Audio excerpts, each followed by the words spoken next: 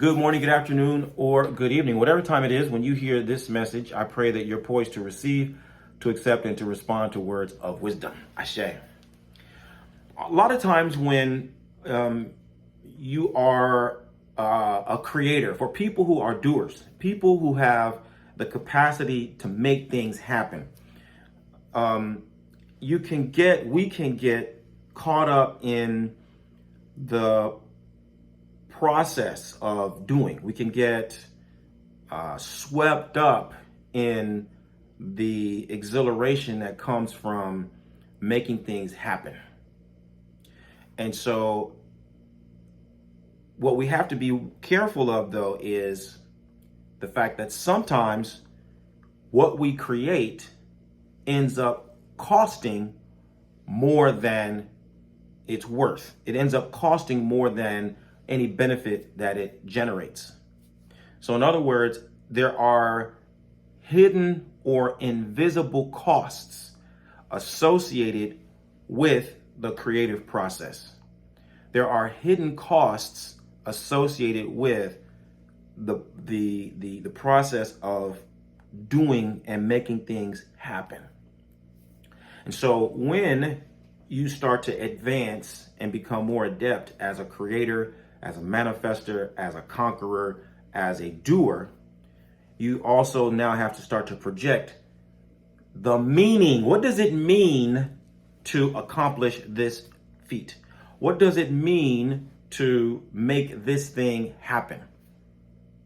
And that is where you're going to be able to fully assess the viability of doing one thing or another. And this lesson came this morning during my morning ritual, and it was really just so poignant because it tells the story of someone who has the ability to acquire something. They have the ability to get something and even to take it out of the hands of someone else. They're able to seize something, right?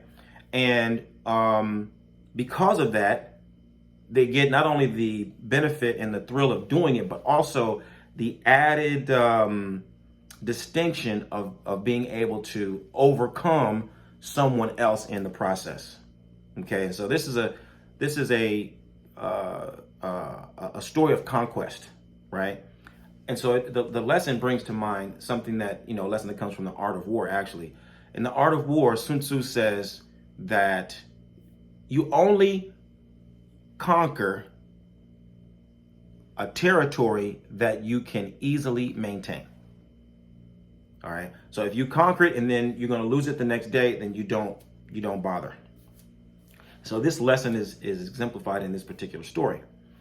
So long story short, he goes out and he acquires this territory, but unbeknownst to him, the territory was watched over by an invisible force.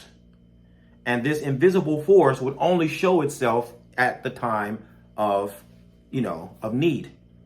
And so this guy, he goes out, he makes the conquest, he gets what he wants, but then now comes the backlash, so to speak. And no matter where this guy turns, no matter what he does, everything that he thought would be able to shield him from the repercussions proves totally useless. And he finally is able to get some protection, and is required to make some deep agreements in order to preserve himself.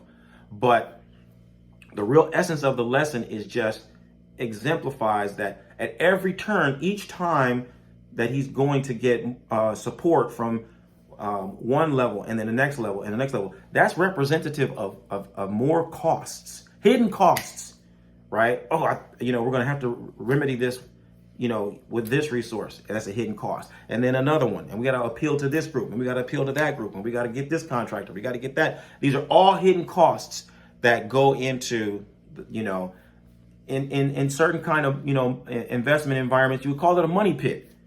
You acquired a property, you bought a car, you know what I mean? You bought this company, but there are all these hidden costs that continue to just suck your money. You know what I mean? They take resources, they take time. Likewise, it could be clients. Sometimes you get clients, right? And this client is going to pay you for a service, but then after that, this client is coming back and they've got this problem and they've got this complaint and then they've got this and then they're, you got a lawsuit and it just goes on and on and on.